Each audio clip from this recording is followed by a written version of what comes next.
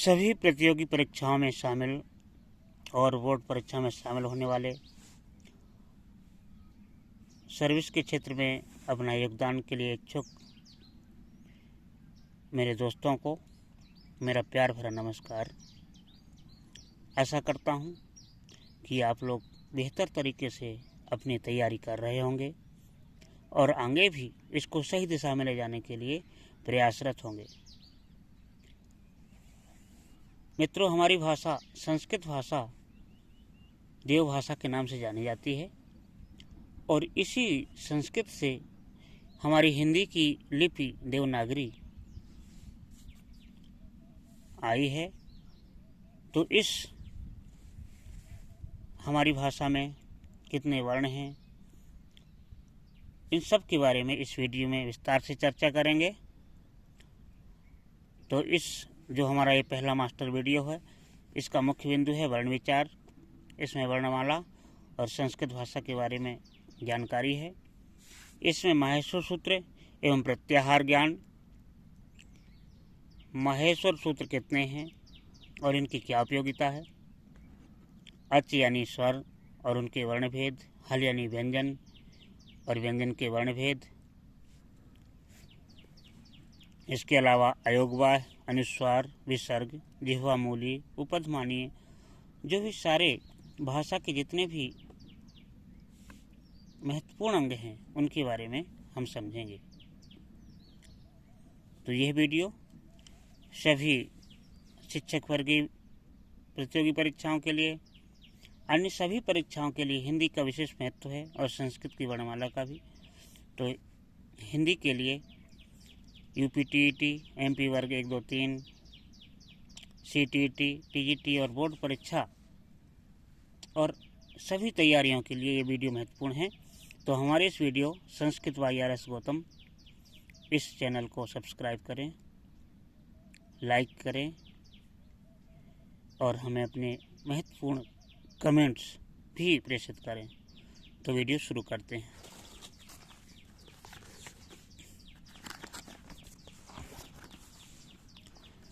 सबसे पहले पढ़ते हैं संस्कृत वर्णमाला। संस्कृत विश्व की सबसे प्राचीन भाषा है। इसको देव भाषा, देववाणी, सुर भारती, गीर्वाण भारती आदि अन्य दूसरे नामों से पुकारा जाता है। तो संस्कृत को देव भाषा, देववाणी, सुर भारती और भी दूसरे नामों से जाना जाता है। संस्कृत शब्द सम धन क्रा धन कित, सम उपसर्ग, क्रा धातु और कृत प्रत्यय, इन शब्दों से मिलकर बना है, जिसका अर्थ होता है संस्कारित भाषा। संस्कृत वाङ्मय की साहित्य भूमि देव संस्कृति है, अतः यह धर्म एवं संस्कार की भाषा है। व्याकरण, दर्शन, ज्योतिष एवं ज्ञान विज्ञान का बहुआयामी चिंतन संस्कृत साहित्य में है। यह सभी भाषाओं और मुख्य रूप से भारतीय भाषाओं की जननी है, अर्थात संस्कृत भाषा सभी भाषाओं की माता है। सभी भाषाएं इससे उत्पन्न हुई हैं। विश्व साहित्य का सर्वप्राचीन ग्रंथ ऋग्वेद संस्कृत में ही लिखा गया है। संस्कृत के महत्व या विशेषताओं के कारण इसे कामधेनु गाय के समान माना गया है। भूतले संस्कृत भाषा कामधेनु प्रकीर्तिता जननी सर्वभाषाणाम विज्ञानस्य उपकारिणी। यह कहा गया है कि पृथ्वी में संस्कृत भाषा कामधेनु के समान कीर्ति वाली है और सभी भाषाओं की जननी है, विज्ञान का भी उपकार करने वाली है, अर्थात इसमें सभी विषय के बारे में महत्वपूर्ण जानकारी है। वर्ण, वर्ण क्या है? वर्ण या अक्षर भाषा की सबसे छोटी इकाई मानी जाती है, जिसके अन्य विभाग या टुकड़े नहीं होते। अक्षर या ध्वनि शब्द वर्ण के पर्यायवाची शब्द हैं। इसमें स्वर एवं व्यंजन सभी वर्ण शामिल हैं।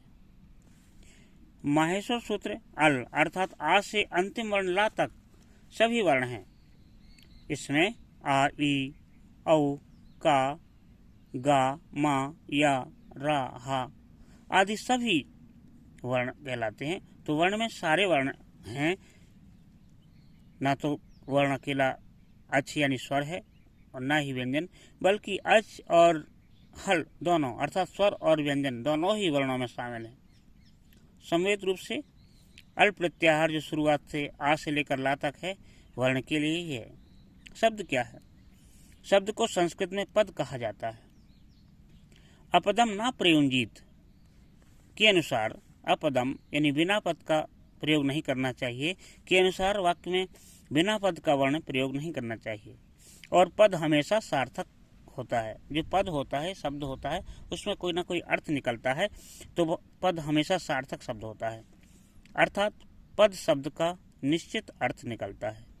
जैसे रामः गृहं गच्छति, इसमें रामः का निश्चित अर्थ है, गृहं का भी निश्चित अर्थ है और गच्छति का भी।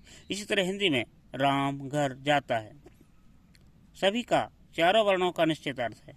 वाक्य में रामः धन गृहं धन गच्छति तथा हिंदी में राम घर जाता है, ये चार पद सार्थक पद हैं।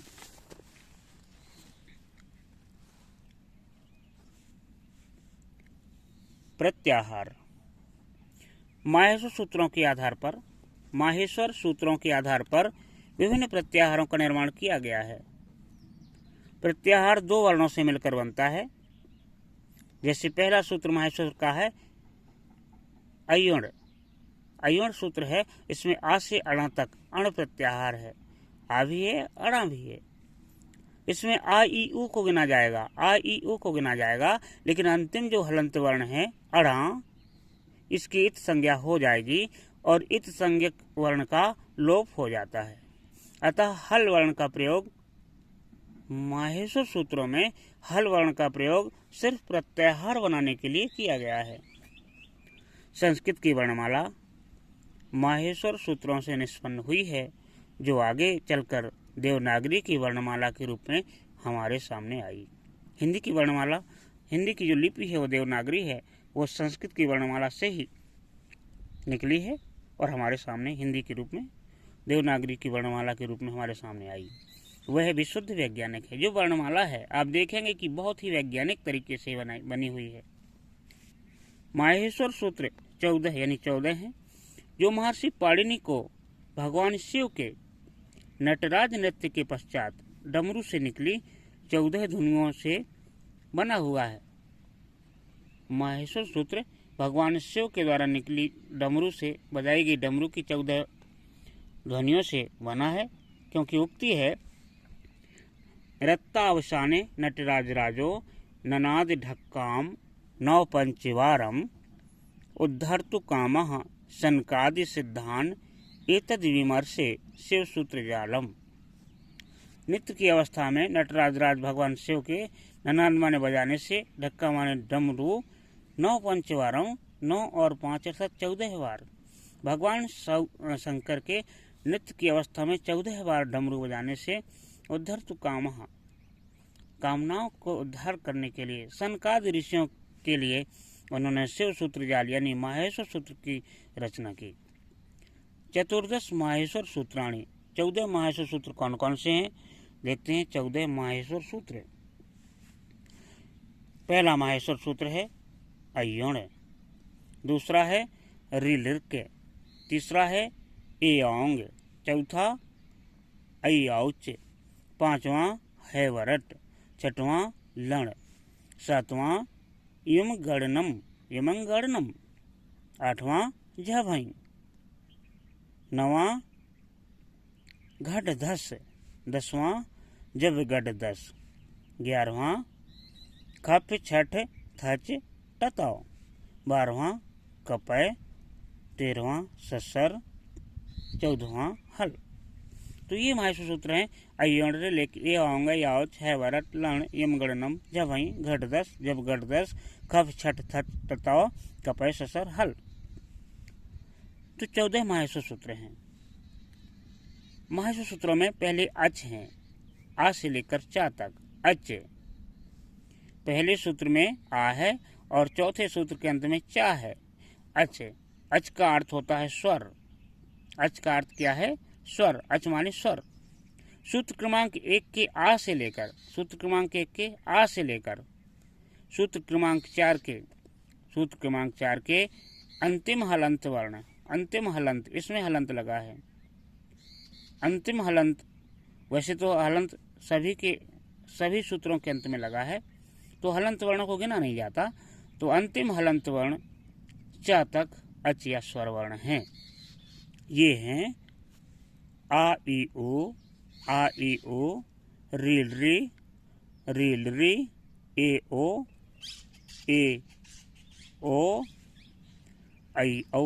ऐ और औ। बराबर 9 स्वर कितने हैं? 9। तो सूत्र क्रमांक 1 से सूत्र क्रमांक 4 तक अच हैं। अच माने स्वर वर्ण हैं। माहेश्वर सूत्रों में एक सूत्र से चौथे सूत्र तक अच वर्ण हैं।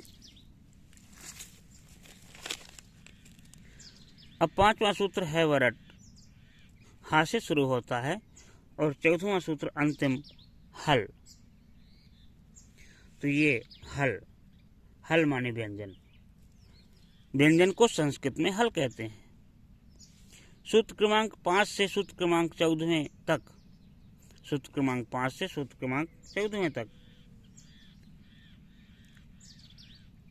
हा से लेकर ला तक, हा से लेकर ला तक हल अर्थात व्यंजन वर्ण है। इनमें सूत्र 5 में हा है शुरू में, तथा सूत्र 14वें में भी हा है। सूत्र 14वें के प्रारंभ में भी हा है, ये हा है, लेकिन केवल एक हा की गणना की जाती है। इन सूत्रों में 2 हा हैं, लेकिन एक ही हा की गणना की जाती है। इस हा को नहीं गिना जाता, इसी हा को गिना जाता है, इस वर्णों के अंतर्गत आता है। तो 5 से लेकर 14 तक, हा से लेकर ला तक हल माने व्यंजन है। स्वर रहित, जब हम सामान्य रूप से व्यंजनों को लिखते हैं तो स्वर रहित व्यंजन लिखने के लिए व्यंजन वर्णों के नीचे हल चिन्ह लगाया जाता है। अगर कहीं हम व्यंजन लिखते हैं तो उसको आधा का लिखते हैं, आधा का नहीं लिखते हैं तो उस पर हलंत लगा देते हैं, तो वो भी व्यंजन ही बन जाता है और आधा का उसको माना जाता है। तो व्यंजन लिखने के लिए वर्णों के नीचे हलंत चिन्ह लगाया जाता है, हल चिन्ह लगाया जाता है, अर्थात हलंत वर्ण व्यंजन हैं। स्वरों में कभी भी हलंत नहीं लगता, ये ध्यान रखने वाली बात है। केवल व्यंजन में हलंत लगता है, क्योंकि व्यंजन हल वर्ण हैं, तो हलंत वर्ण लगाए जाते हैं। अभी हमने सूत्र 1 से 4 तक अच माने स्वर पढ़े, और 9 स्वर हैं। आ ई उ, रील री, ए ओ, ऐ और औ, यहाँ तक पढ़ गए। आ ई उ, रील री, ए ओ, ऐ और औ। अब सूत्र क्रमांक 5 और 6, 5 और 6, 5 और 6 में हा को इसको नहीं गिनना, क्योंकि इसको गिनना है। तो या वा रा ला, या वा रा ला यानी यण प्रत्याहार है। या वा रा ला को यण प्रत्याहार कह सकते हैं, और इनको अंतस्थ वर्ण भी कहते हैं, और या वा रा ला को अंतस्थ वर्ण भी कहते हैं, और इन्हें अर्धस्वर भी कहते हैं।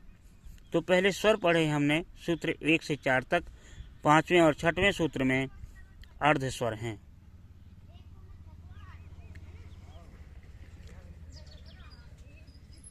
सूत्र 7, अब सूत्र 7 पढ़ेंगे। सूत्र 7 इया, मा, अंगा, अड़ा, ना। सूत्र 7वां है यमगणनम, और इसमें माँ हलंत है तो इसको नहीं गिनेंगे। इया, माँ, अंगा, अड़ा, ना, इन वर्णों को गिनेंगे। तो ये वर्णों के पंचम वर्ण हैं, और पंचम वर्णों को अनुनासिक भी कहा जाता है। जैसे क वर्ग का पंचम वर्ण अंगा, चा वर्ग का इया, टा वर्ग का अड़ा, ता वर्ग का ना, और पा वर्ग का माँ। तो सूत्र क्रमांक 7वें में वर्गों के 5वें वर्ण हैं। ध्यान दें, अभी हमने सबसे पहले स्वर पढ़े, इसके बाद अर्धस्वर या वाराला, और सूत्र 7वें में 5वें वर्ण हैं। सूत्र 8 और 9, 8 और 9 झभई घट धस, झा भा घा ढा धा, ये वर्गों के चौथे वर्ण हैं। 5वें वर्ण के अर्धमाहेश्वर सूत्रों में चौथे वर्णों का उल्लेख है, 8वें और 9वें सूत्र में। सूत्र 10 जा वा गाडा दा, जावा गाडा दा वर्गों के तृतीय वर्ण हैं। तो चौथे के बाद 10वें सूत्र में तृतीय वर्ण है। सूत्र 11 खप छठ थच टताओ कप है। सूत्र 11 और 12 में खा फा छा ठा था वर्गों के दूसरे वर्ण, और इसी के साथ 11वीं की इधर से पहला वर्ण शुरू होता है। दूसरे वर्ण हो गए, इधर से पहला वर्ण हो गया चा टा ता का पा, चा टा ता का पा। तो सूत्र 11वें और 12वें में दूसरे और पहले वर्ण हैं। सूत्र 13वें और 14वें, सूत्र 13वें और 14वें में सा सा हा वर्ण है, इन्हें उस वर्ण कहा जाता है। तो अभी हमने देखा माहेश्वर सूत्र में सबसे पहले अच माने स्वर हैं, उसके बाद या वाराला अर्धस्वर हैं। सूत्र 7वें में यम गणनम पंचम वर्ण है। सूत्र 8 और 9 में झवाई घट 10 में वर्गों के चौथे वर्ण हैं। सूत्र 10 जब घट 10 में वर्णों के तीसरे वर्ण हैं। सूत्र 11 12 खप छठ थच टताओ कप है, इसमें पहले दूसरे वर्ण फिर पहले वर्ण है। और सूत्र 13 और 14 में ऊष्म वर्ण सा हैं। इस प्रकार अच माने स्वर 9 थे और व्यंजन कुल मिला के 33 हो जाते हैं, क्योंकि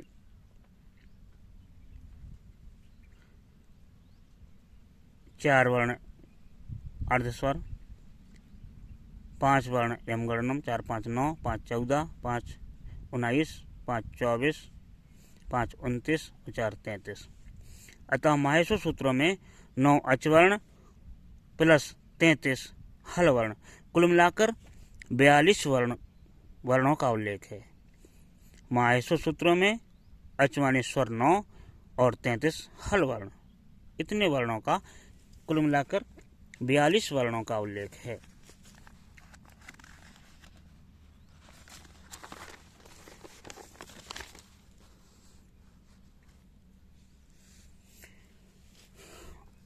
अब हम पढ़ेंगे पूरी वर्णमाला, बाद में बताएंगे। स्वर पढ़ते हैं। स्वर क्या है? जिन वर्णों के उच्चारण में किसी अन्य वर्ण की सहायता नहीं ली जाती उन्हें स्वर कहते हैं। जिन वर्णों को स्वतंत्र रूप से बोला जाता है, अन्य किसी वर्णों की सहायता नहीं ली जा सकती, उन्हें स्वर कहते हैं। जैसे आ ई उ, इनको स्वयं ही बोल सकते हैं। स्वर के 3 भेद हैं, ह्रस्व, दीर्घ और प्लुत। ह्रस्व स्वर क्या है? जिन स्वरों के उच्चारण में एक मात्रा का समय लगता है वे ह्रस्व स्वर कहलाते हैं। दीर्घ स्वर, जिस स्वर के उच्चारण में 2 मात्रा का समय लगता है वे दीर्घ स्वर कहलाते हैं। प्लुत स्वर, जिस स्वर के उच्चारण में 3 मात्रा का समय लगता है वह प्लुत स्वर कहलाता है। प्लुत स्वर के बाद में 3 का अंक बना होता है, जैसे ओम। तो ओ को प्लुत माना गया है। ओ में 3 की मात्रा बनी है, इसलिए ओ को प्लुत माना गया है। सभी ह्रस्व, दीर्घ और प्लुत स्वर वर्ण अनुनासिक एवं अननुनासिक भेद से 2 प्रकार के होते हैं। जितने भी ह्रस्व स्वर होते हैं या दीर्घ स्वर होते हैं वो अनुनासिक और अननुनासिक के स्तर से 2 प्रकार के होते हैं। अनुनासिक क्या है? जिस स्वर का उच्चारण मुख तथा नासिका दोनों से हो उन्हें अनुनासिक स्वर कहते हैं। जैसे आ पर चंद्र बिंदु लगाएंगे तो अम, ए इत्यादि। अननुनासिक जिस स्वर का उच्चारण केवल मुख से हो वह अननुनासिक स्वर कहलाता है। अब हम बताते हैं अच यानी स्वर वर्ण कौन कौन से और किस तरह के हैं। ह्रस्व स्वर आ ई उ रिल री बराबर 5। ह्रस्व स्वर 5 हैं, आ ई उ रिल री। और इन ह्रस्व स्वरों को मूल स्वर भी कहा जाता है। ह्रस्व स्वरों को मूल स्वर भी कहा जाता है। ये मूल स्वर हैं आ, ई, उ, रिल, री। दीर्घ स्वर दीर्घ स्वर हैं बड़ा आ, बड़ी ई, बड़ा ऊ, बड़े री, ए, आए, ओ तथा औ बराबर 8। 1 2 3 4 5 6 7 8 8 हैं दीर्घ स्वर। आ, ई, उ, री, बड़ा आ, बड़ी ई, बड़ा ऊ, बड़ा री, ये साधारण दीर्घ स्वर हैं, बल्कि ए, ऐ, ओ, औ इनको संयुक्त स्वर भी कहा जाता है, क्योंकि जैसे आधन ई से मिलकर ए बना है, आधन ए से मिलकर आई बना है, आधन ऊ से मिलकर ओ बना है, आधन ओ से मिलकर औ बनता है। तो ये दो स्वरों के मेल से बने हैं, इसलिए ए, ऐ, ओ, औ को संयुक्त स्वर कहा जाता है। तो कुल अच यानी स्वर वर्ण हो गए ह्रस्व स्वर 5, दीर्घ स्वर 8 बराबर 13। 13 स्वर वर्ण हो गए। अब हम व्यंजन पढ़ते हैं। हल माने व्यंजन वर्ण। व्यंजन वर्णों के भी कुछ भेद हैं। स्पर्श व्यंजन का वर्ग, इसको समवेत यानी सम्मिलित रूप से कु शब्द से संबोधित किया जाता है। व्याकरण की भाषा में का वर्ग को कु कहकर पुकारा जाता है। तो का वर्ग में का, खा, गा, घा, अंगा 5 वर्ण। चा वर्ग में चा वर्ग को चू कह सकते हैं। चा, छा, जा, झा, इया 5 वर्ण। टा वर्ग इसको टू कहते हैं। टा, ठा, डा, ढा, अड़ा 5 वर्ण। ता वर्ग इसको तू, ता, था, दा, धा, ना बराबर 5 वर्ग 5 वर्ण। पा वर्ग यानी पू, पा, फा, वा, भा, मा बराबर 5 वर्ण। तो स्पर्श वर्ण है 5, 10, 15, 5, 20, 5, 25 25 वर्ष 25 वर्ण का से माँ तक। स्पर्श वर्ण का से माँ तक कुल 25 हैं।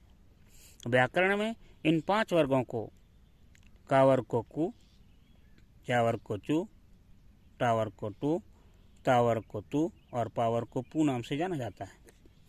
कु, चू, टू, तू, पू एते उदितः। इन वर्णों को उदित वर्ण भी कहा जाता है। अंतस्थ वर्ण या, रा, ला, वा ये 4 वर्ण अंतस्थ वर्ण कहलाते हैं। या, रा, ला, वा ये 4 हैं। उष्म वर्ण सा, सा, सा, हा ये 4 वर्ण हैं उष्म वर्ण।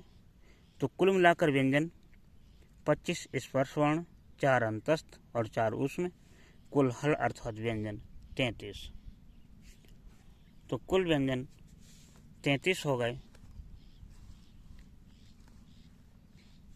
इस तरह से व्यंजनों की संख्या 33 है।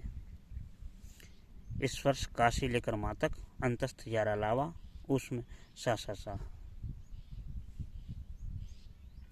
संयुक्त व्यंजन कुछ ऐसे व्यंजन हैं जिनको गिना नहीं जाता, तो 2 व्यंजनों से मिलकर बने हैं। छात्रा, ज्ञा तथा श्रा।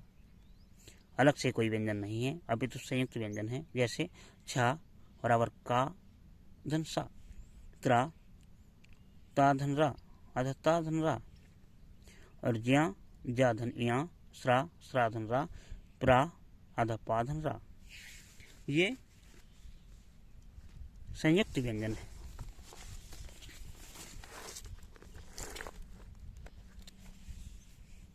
जिन वर्णों की गणना महर्षि सूत्रों में है उन्हें योगवाय कहते हैं। अयोगवाय, जिन वर्णों की गणना नहीं की जाती वे अयोगवाय कहलाते हैं। जैसे विसर्ग, स्वर के अंत में लगने वाले 2 बिंदु हैं, इनको विसर्ग कहते हैं। इसका उच्चारण प्रायः हा के समान होता है। यथा रामः, हरि। इनमें क्रमशः आ और ई, रामः के आ में और हरि की ई में ईश्वर के बाद विसर्ग लगा है। अनुस्वार, इसका उच्चारण नासिका से किया जाता है। यह भी स्वर में लगता है। यह स्वर वर्ण के ऊपर बिंदु के रूप में, स्वर वर्ण आएगा उसके बिंदु के ऊपर लगाया जाता है, बिंदु के रूप में लगाया जाता है। यथा अहम, इसे माँ की जगह अनुस्वार लगा दिया गया, अहम। सामान्यतः माँ, हलंत माँ व्यंजन वर्ण से पहले, माँ व्यंजन वर्ण से पहले, सामान्यतः माँ यानी हलंत माँ व्यंजन वर्ण से पहले अनुस्वार में बदल जाता है। अगर हलंत माँ है और उसके बाद कोई व्यंजन है तो माँ की जगह हलंत अनुस्वार लिख सकते हैं। जिह्वा मूलीय। जिह्वा मूलीय क्या है? विसर्ग के बाद काया खा आए तो जिह्वा मूलीय कहलाता है। जिह्वा मूली का चिन्ह अर्ध विसर्ग की तरह इस तरह से होता है, आधे विसर्ग की तरह होता है। यथा राम खादति, इसको खा के पहले विसर्ग है तो विसर्ग की जगह जिह्वा मूल्य हो गया रमः खादति। रामः खादति में खा जिह्वा मूल्य है और जिह्वा मूल्य का उच्चारण स्थान जिह्वा का मूल यानी जीव की जड़ होता है। उपध्मानी, विसर्ग के बाद पाया फा वर्ण आए तो विसर्ग का उपध्मानी हो जाता है। जिस तरह से विसर्ग के बाद काया खा आए तो जिह्वा मूली हो जाता है, उसी तरह विसर्ग के बाद पाया फा आए तो विसर्ग का उपध्मानी हो जाता है। जैसे रामः पठति, इसमें विसर्ग के बाद पाया तो विसर्ग का अर्ध विसर्ग हो गया, इसको उपध्मानी कहते हैं। पा के पहले अर्ध विसर्ग आए तो उपध्मानी कहलाता है। अनुनासिक चंद्र बिंदु, अनुस्वार व्यंजन है, अनुनासिक स्वर है। अनुस्वार जो हमने बताया था माँ, ये व्यंजन है और लेकिन अनुनासिक स्वर कहलाता है। अनुस्वार को पंचम अक्षर के रूप में बदला जा सकता है, अनुनासिक को नहीं। अनुस्वार को पंचम अक्षर के रूप में बदला जा सकता है। जैसे दिनांक, इसमें अंगा की बात का है तो अंगा लिख सकते हैं या फिर अनुस्वार भी लिख सकते हैं, लेकिन अनुनासिक को नहीं लिखा जा सकता। अनुस्वार बिंदु के रूप में लगता है और अनुनासिक चंद्र बिंदु के रूप में। ध्यान देने वाली बात है, अनुस्वार हमेशा बिंदु के रूप में लगता है, एक बिंदु की, अनुनासिक चंद्र बिंदु के रूप में। अगर शिरोरेखा के ऊपर मात्रा लगी हो तो अनुनासिक भी अनुस्वार या बिंदु के रूप में लिखा जाता है। अगर कोई शिरोरेखा के ऊपर कोई मात्रा हो तो उसको भी बिंदु के रूप में लिखा जाता है, जबकि अनुस्वार कभी चंद्र बिंदु के रूप में नहीं बदलता। अनुस्वार हमेशा एक बिंदु के रूप में लगता है, कभी भी चंद्र बिंदु नहीं बन सकता। यम वर्ण क्या है? वर्ग के प्रारंभिक 4 वर्णों में से किसी भी एक के आगे किसी वर्ग के पंचम वर्ण अंगा, अइया, अड़ा, ना, मा वर्ग के 4 वर्णों में से किसी एक के आगे वर्ग के पंचम वर्ण अंगा, इया, अड़ा, ना, मा के होने पर पहले के जैसे पहला वर्ण था, इन पंचम अक्षरों के पहले जैसा पहला वर्ण था उसी के पहले जैसे दूसरा वर्ण को यम कहते हैं। अगर एक साथ वर्गों के प्रथम 4 वर्ण से कोई भी एक साथ वही वर्ण 2 बार आ जाए तो वो यम वर्ण कहलाता है। यदि वह पंचम वर्ण के पहले लगातार 2 बार आता है वह यम वर्ण कहलाता है। जैसे देखिए पलिक कनी, इसमें 2 बार का है, यहाँ भी का और यहाँ भी का व्यंजन, इसमें द्वितीय वर्ण ये जो का है ये यम वर्ण है। चक्खंतु में खा यम है क्योंकि 2 खा हैं और यहाँ ना पंचम वर्ण है, यहाँ भी पंचम वर्ण था। पंचम वर्ण के पहले कोई भी वर्ण लगातार 2 बार आए तो उसका द्वितीय वर्ण यम वर्ण होता है। अग्निनः में 2 बार गा है फिर पंचम वर्ण है तो इसमें गा पंचम वर्ण है। यज्ञनंती, इसमें ना पंचम वर्ण है तो इसमें घा यम वर्ण है।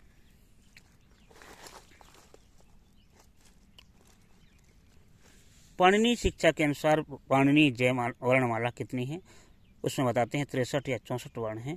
तो स्वर और व्यंजन, स्वर कितने हैं? स्वर के 3 भेद हैं, ह्रस्व, दीर्घ, प्लुत, पहले भी बताया गया है। तो स्वर के आ के भी 3 भेद, ह्रस्व आ, दीर्घ आ, प्लुत आ। प्लुत लिखने के लिए 3 की मात्रा, तो आ के 3 भेद हो गए, ई, ह्रस्व ई, दीर्घ ई, प्लुत ई, कुल मिला के 3 वर्ण ई के। ऊ के भी ह्रस्व ऊ, दीर्घ ऊ, प्लुत ऊ, 3 संख्या। री के भी 3 वर्ण, ह्रस्व री, दीर्घ री, प्लुत री, तो 3 संख्या। लिरी के 1 या 2 ही भेद होते हैं, या तो लिरी ह्रस्व होता है या प्लुत होता है, इसका दीर्घ भेद नहीं होता।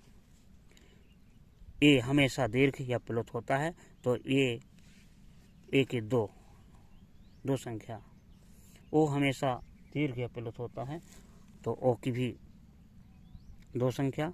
ऐ हमेशा दीर्घ या प्लुत होता है, ऐ के दो वर्ण। औ हमेशा दीर्घ या प्लुत होता है, दो वर्ण।